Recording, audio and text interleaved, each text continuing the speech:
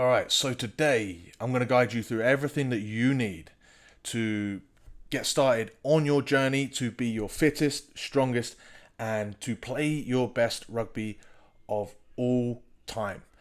This isn't going to be a five movements video. This is going to be a big high level look at what you need to do in order to make that change, in order to play your best rugby.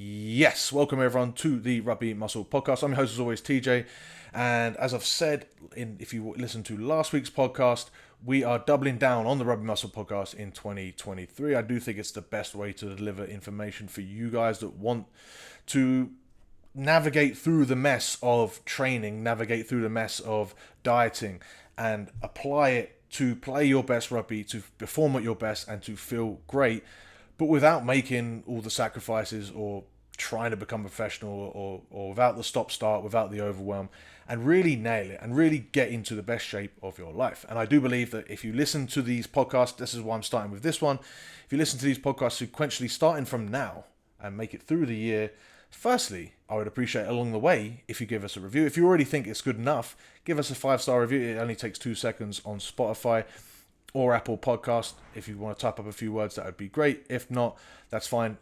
I'll leave your review for later. Share it with a friend.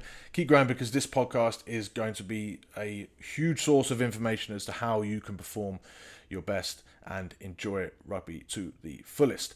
And so this video today is going to be all about the high level things that don't often get discussed and don't even get thought of when it comes to nail your physical performance, getting into the best shape, doing what it takes to be the athlete that plays the best rugby. And this isn't something that people are going to want to hear, but like I said, people don't even think about it. It might seem, some of these things that I'm going to talk about in this video might seem a bit soft, they might seem a bit woo-woo, but trust me, they are huge. And even if you don't necessarily believe in them, like, it doesn't matter to me if you believe in them or not. They are reality. This is exactly what you need to play your best rugby. And at the end of this video, I'll even give you a way to sort of circumvent all of these, because one reason that people don't want to hear about this is because the stuff I'm going to talk about is difficult. It's difficult on a higher level as opposed to difficult like a Bronco is to do. So let's get into it. So first thing, identity. This is huge. I think, again, it sounds woo-woo, right? But I've done this for so long at this point, and I really do think that this is important. I think it's the reason the vast majority of people will fail in their fitness endeavors is because they look to change without changing. So to sort of come at that from a different sort of way is, who you are physically is just a representation, a physical representation of who you are as a person. If you're someone as a person that really loves to eat lots of food but does not like to do any exercise, that's who you are as a person. As a physical being, you're probably going to be on the larger side of life. If you're someone that likes to go for long runs every single day, who you are physically is probably going to be someone that's very good at running, probably going to be someone that's fit. And these are two ridiculous extremes, but they highlight the point. Who you are on the outside is representative of who you are on the inside or as a person. And so to make a change, you have to change your identity. You cannot go through a big physical transformation without transforming internally. The only way this is possible, and this is probably why people look at doing this, like these rapid short-term transformations, is that's the only way to do it. It is possible if you do, like a 4-week or 2-week or something, like an absolute crash diet. The reality is that doesn't change who you are for a long time to make any sort of meaningful difference. It is just a crash diet. You rebound, you go back to where you are as a person. It's also why subconsciously people want to make these changes really fast, because they don't want to change who they are as a person. So they want to get in. So, diet is the perfect example. They want to diet for as short a time as possible so that they can then stop dieting, go back to their old life that they enjoyed more, and still somehow maintain that weight. But it's never going to happen. That's not how it works, right? Same thing. People say, "Oh, I've got to get fit. I'm going to do a Bronco every day," and they say they're going to do a Bronco every day for a month. No one ever does. But hypothetically, let's say they stuck to it. They did a Bronco every day for an entire month. Maybe they got in a little bit of better shape. A million better ways to do it than a Bronco, but let's say they did that. The end of the month, they're so exhausted, but they're in good shape. They then stop doing it because they need to get a job, or they need to get whatever semblance of life it is back that they've sacrificed in order to do this Bronco every day.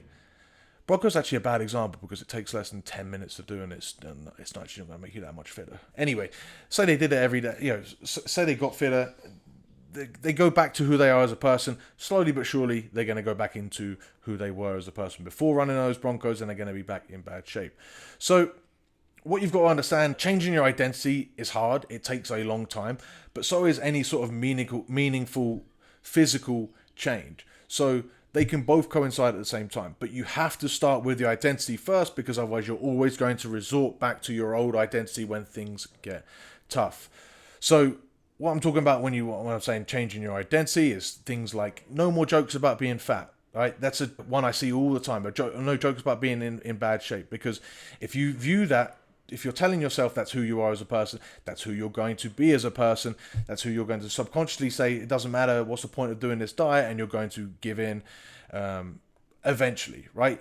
If you're viewing yourself as the person that is in shape, that is playing, that is doing what needs to be done to play their best rugby, you continually do that. You continually go back to that person, and you continually progress to where you want to be. So think about the priorities in your life. Identify what it is that you want to do, what you want to achieve, how it is you want to play, how it is you want to be as a person, and stick with that, right?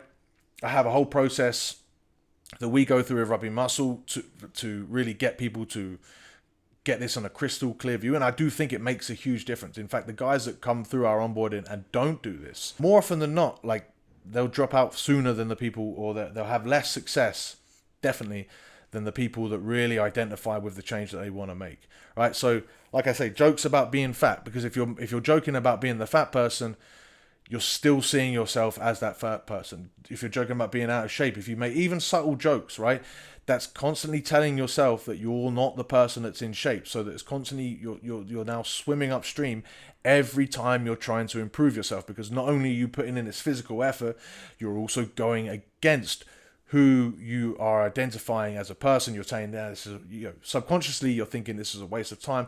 You're not going to be that person. Change that. Change your mindset, and the physical change will come. It's just only a matter of time. This is not to say that you have to treat yourself. This is quite a trendy thing as well, for people to say they're going to treat themselves like a professional athlete. You don't have to do that. Picture your own life. If you're working, if you're at school, picture your life as the most efficient way it's going to be, right? In order to get yourself to the result that you want. And I'll talk about this in a second when we talk about systems. But once you identify as who you want to be, you're going to continually take action, because that's who you are now, to get to that end goal. And no matter what, eventually you're going to get there, right? For as long as it takes, you're going to, because it's your identity, you're not trying to do this for 6 weeks, for 4 weeks, for 12 weeks, not even for 6 months. This is who you are now. You're going to continually do this. So inevitably, you're going to get to where you want to be. Even when you mess up, right? When you mess up, you don't say, oh, that's who I am. I'm the fat person. I'm the one that can't, find the time to work out, or can't put in the effort, or can't stick with my diet. When you mess up, you've just messed up. That's fine, right? But you go back to your identity as, occasionally I might mess up, and that's okay, because who I am as a person is I'm still this person that wants to achieve X, Y, Z. I'm losing my English accent day by day, saying things like Z. That's ridiculous. And once you keep following that path, eventually you're going to get better. You're going to sort of get more disciplined, but you're just going to be better at executing, because you're going to be doing it more often, right? It's like anything. If you bench press every single week for a year, by the end of the year, you're going to be much stronger at bench pressing. If you try to live your life with this new identity for a year, at the end of the year, you're going to be so much fucking better than you were at the beginning of the year. You're going to mess up less, and every time you do mess up, you're going to learn from those lessons. Even you continually make the same mistake. Maybe it's the 4th time that it actually finally sinks in, and because you identify with this new identity, right, you're not accepting that mistake as, that's who I am. No, it's your new identity. It will take time. You will still mess up, but eventually, because you've got this new identity, you're going to move forward. You're going to get to where you want to be. And you cannot do so. You cannot change without changing your identity, right? That's the only way. It doesn't take discipline, because discipline is doing something that you don't want to do, doing something against what you actually really want to be doing. But if you're treating this as your new identity, it's actually something that you've made a real strong, active decision. That's how you want to live your life. And so that's how you're going to live your life. And that's so it doesn't require discipline. It's just what you do. And if it's just what you do, day in, day out, week in, week out, eventually you're going to get there. Even if you take a few missteps, right? It's like walking from one side of the US to the other. It seems like a ridiculously huge task, but if you just keep going, eventually you're going to get there. Even if you start and you make the wrong, you take a wrong turn and you keep going you go in the wrong direction for some time. As long as you keep going, and slowly over time you're going to keep correcting yourself, you're going to get there. And you must change that identity. You cannot make a change without changing. Second thing I want to mention is systems. So, sorry if I said that really loud. I got excited because I love systems. I think systems are huge. And again, another thing that's overlooked, because people don't look at systems. People look at the smaller things, the unimportant things, without addressing the systems that they've got in place. Systems are what get you to where you want to be, right? If we take this first example, right, that I just said about walking from one side of the US to the systems is your route, your map, how you're going to get there, right? Tools are things like, am I going to use a car? Oh no, we can't use a car because we're walking. Okay, what shoes am I going to use? Tools, shoes, what water am I going to drink? Little tactics that could help along the way. But if you don't have a fucking map or a plan to get across, you don't have any systems, you don't have any way of getting across. It makes it that much harder. You can still get across, but the systems make it so much more efficient, right? Instead of just wasting your time for so long. So that's what you got to think of.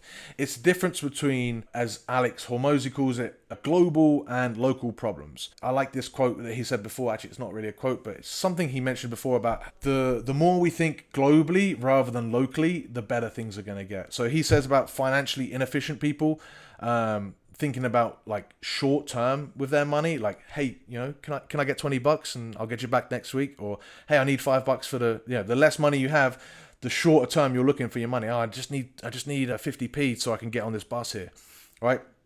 Whereas rich people, the more wealthier you are, the longer term you're thinking. You're thinking about year-long projections, or you're thinking about decade-long projections, or you're even thinking about things like a house, right? The better you are, the more you're invested in things like a house, which is the ultimate investment, because you don't even get that money back until what? I don't own a house, so I don't know. Is it decades? However long down the line, right? Let me know in the comments below how long your investment, if you've bought a house, is. You get the point, right? That's a much better investment, is thinking longer term. And so that's how you need to think of your training and your diet. So people always message me the opposite. They always message me about, then they always ask me questions about local problems. And maybe that's why the YouTube channel isn't as big as what people say, is because I don't talk, because that's what people want to know. They want to know about local problems. They want to know all the little things, because they think that's what's going to help them get to the promised land. It's not. You need systems. And in fact, there's a James Clear quote that is, you don't rise to the level of your ambitions, you fall to the level of your systems. And when you keep falling, that's what's going to take you to where you want to be. You don't just keep rising. You've got to live this life week in, week out.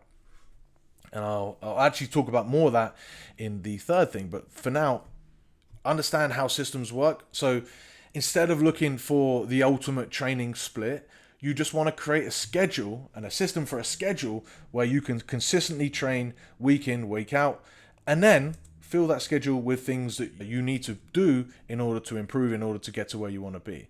There is no split that's magic, okay? Instead of looking for what's the best lower body movement, think about where and how you want to improve, and then create a system or follow one to train those areas that you want to improve. Don't think about, what's the best movement I can do? No, think about, where do I need to get better? Okay, what does that look like? I've spoken at length in the rugby physical preparation pyramid I'll put links in the description below for that playlist. I'll also revise it if there's some ambition for that. Ambition? If there's some thirst, that sounds a bit dodgy. If people would like to see the rugby physical preparation pyramid updated, let me know in the comments below and we'll get into that, or just reach out to me and we'll do that at some point over the next year of podcasts. But that's what's going to get you to where you want to play, how you can play your best rugby, is doing those things. Looking at, okay, where on the pyramid am I? What am I missing? Okay, I'm going to add that into my program. There is no special one movement that is better than all the others. It just doesn't exist. There is no special rep range. There is no special tactic or tempo. That stuff, people love to look at it, but it doesn't make a difference. It's your systems. It's the systems that you have in place and how you can stick to those systems consistently. Again, what's another thing people worry about? Supplements. People love to say, well, what's the best supplement? Can I do this supplement, that supplement? What is that going to make the difference? It's absolutely fucking ridiculous.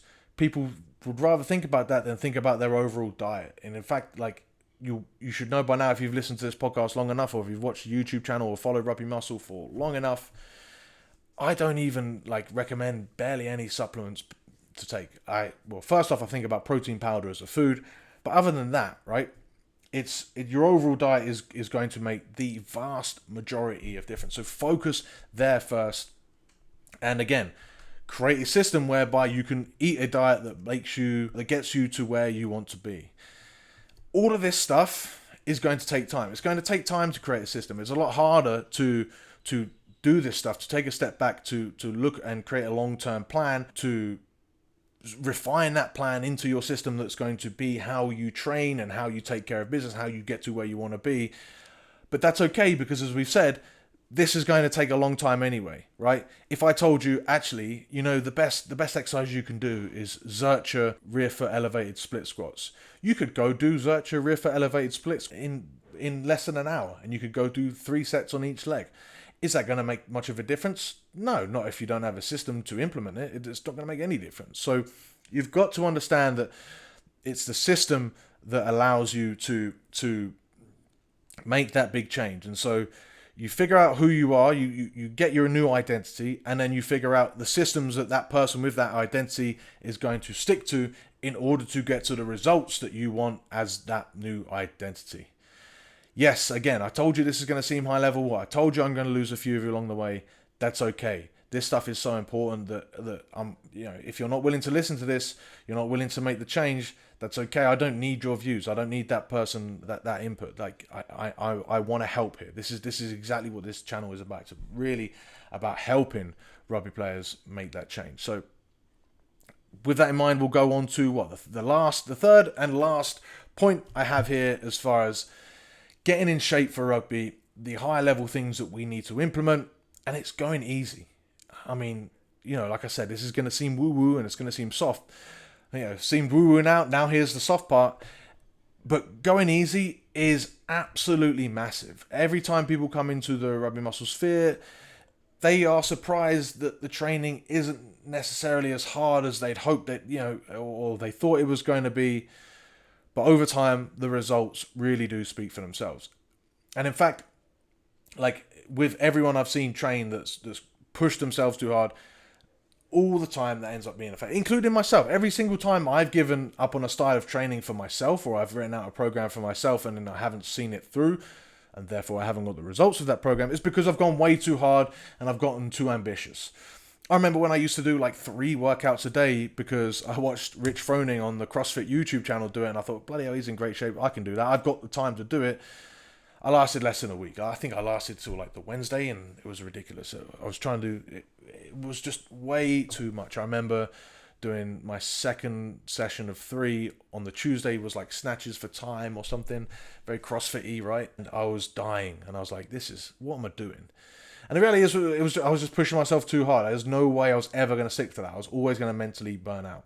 And this is true for everyone that's ever dieted, that's ever started a training program, because this is why they fail more often than not, is because they make it way too hard for themselves. You don't have to give up on something if it's easy, but but you do have to give up if it's really hard. In fact, that's probably why so many people, again, going back to the identity, they want to change without changing.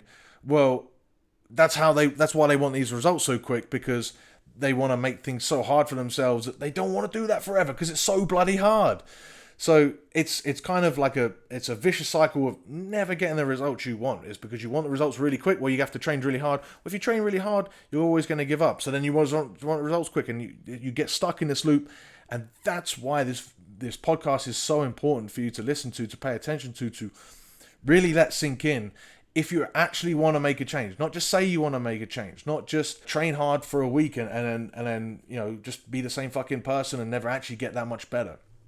If you really want to, you could, it's hard to quantify for rugby performance, but if you could, everyone listening to this, I believe, could absolutely double their rugby performance output. They could play double the ability better than they are right now.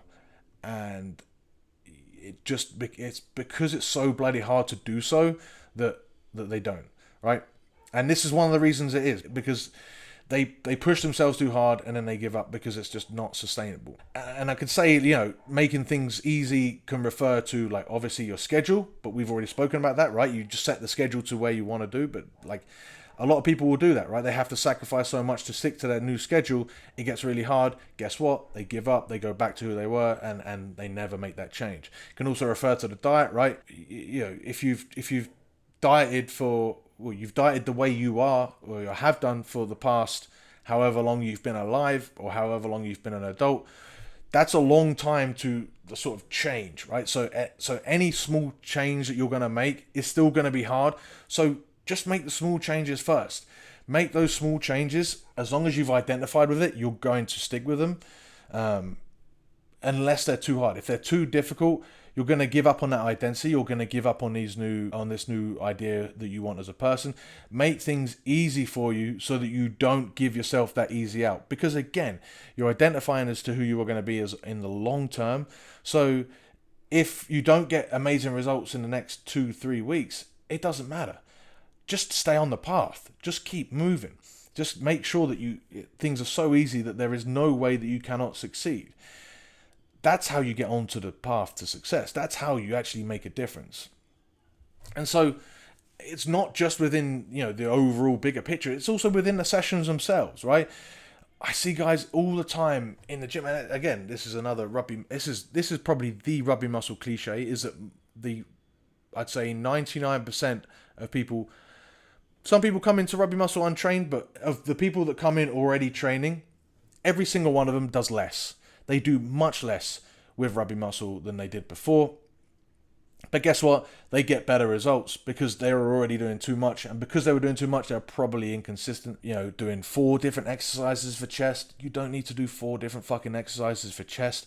Conditioning till you puke. You don't need to do that. That's not how you're going to improve.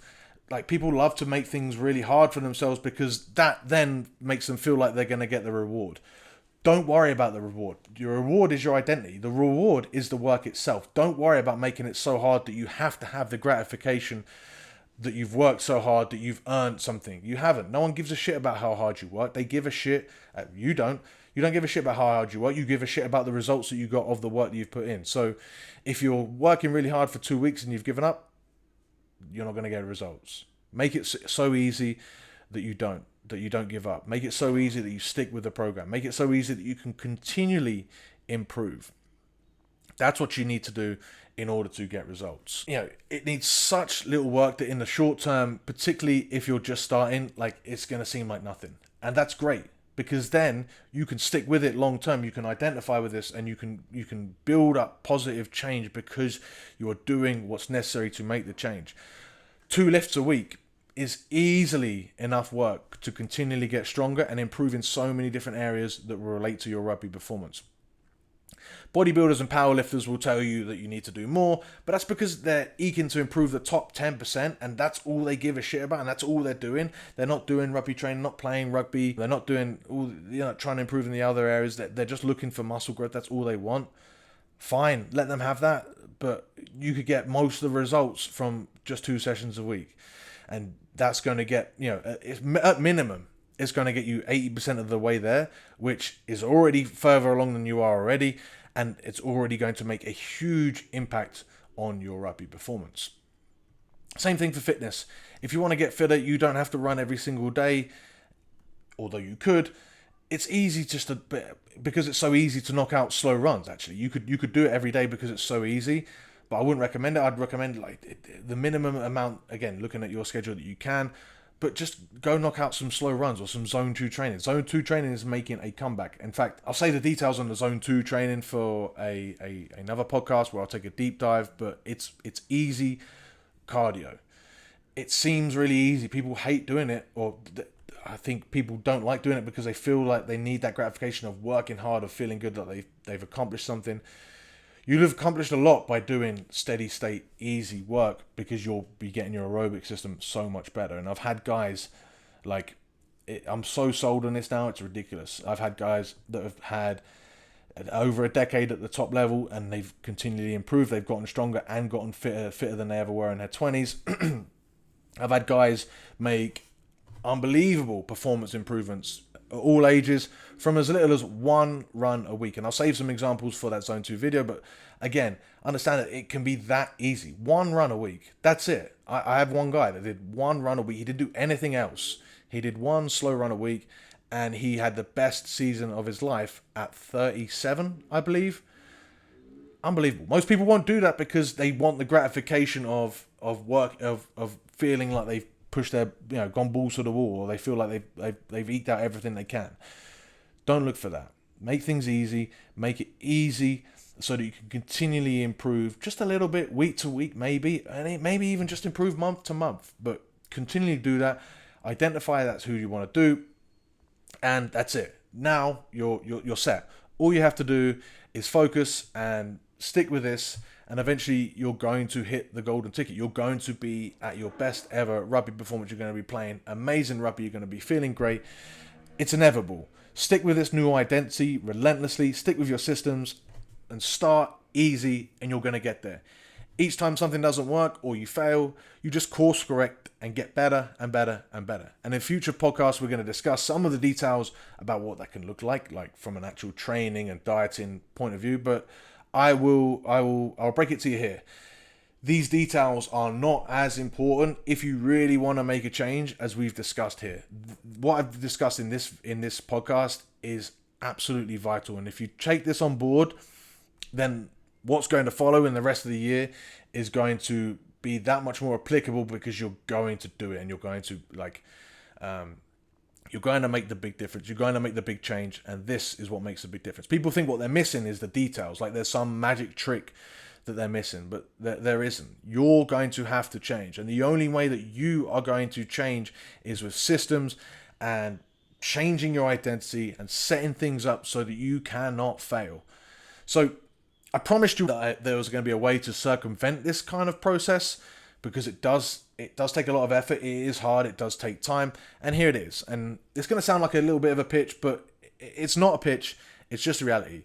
You're going to have to pay for these results to optimize your time, to figure out and implement exactly what you need, your training, your schedule, your diet, all the specifics that go into that. No matter what you're doing, you're going to pay. You're either going to pay in time, because you're going to make all the mistakes, month to month, week to week, year to year. And the only way you're going to learn from those mistakes is by making them. And you're just going to make them over time. And over time, you're going to improve, get better, better, better. And I'm not going to lie, that's mostly the way I did it, right?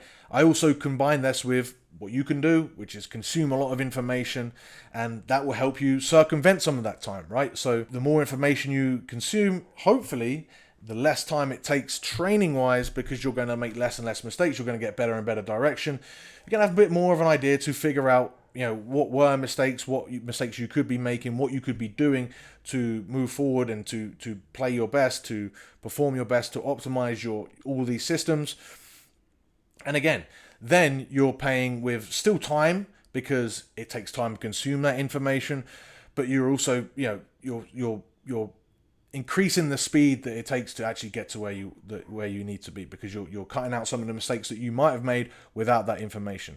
But then again, you can also pay for information. You can pay for better information. You can pay for the Rugby Conditioning Guide, which might be in the links below, but That's not the point, right? But you can pay for information. You can pay for strength and conditioning books. You can pay for dieting books. You can pay for all this information. And hopefully, because you're paying for this information with money, it's going to save you even more time than the free information. And maybe you're going to eliminate even more mistakes and you're going to circumvent this process just a little bit more. But here's the thing. You can also pay for a coach who's seen or even experienced these mistakes and knows what you need at an even higher level, a much higher level than you even knew existed, and they can take you there. They can move you along this process without you having to put in the work. The extra advantage of the coach here is that rather than just giving you information, you don't have to worry about like working hard to change your identity and worrying about making mistakes, because all you're going to do is focus on the things that are laid out in your plan. And even then, right, just by doing the things that are laid out in your plan, you'll learn more about yourself.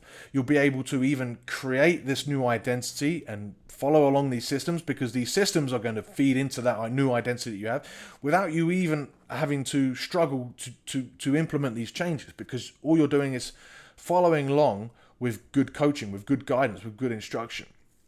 You just focus on the doing and the results and the identity, because you are changing who you are as a person to get these results, and the systems because you are implementing the systems, because that's what the coaching is.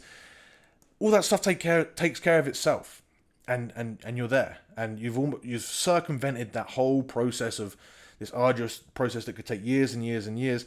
Yes, it's still going to take time. It's still going to take months and months and months to see real physical change and real experience, real change into who you are as a player, who you are as a person, how you perform.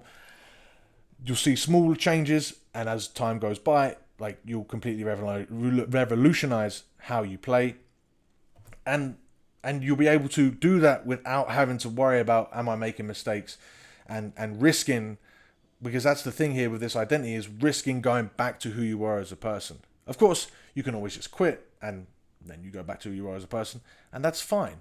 So I got a bit, into my own head there, because I didn't want this podcast to be a pitch. I wanted you to identify and to understand the high level things that you need in order to make a change. It's not about the tools, it's about these things. And if you get these things in place, yes, the coaching really does help with this process, and hopefully you saw like why I put it in, even if it was a little bit pitchy. It just makes sense, and I genuinely believe in it fully. It's why I do what I do here at Rugby Muscle.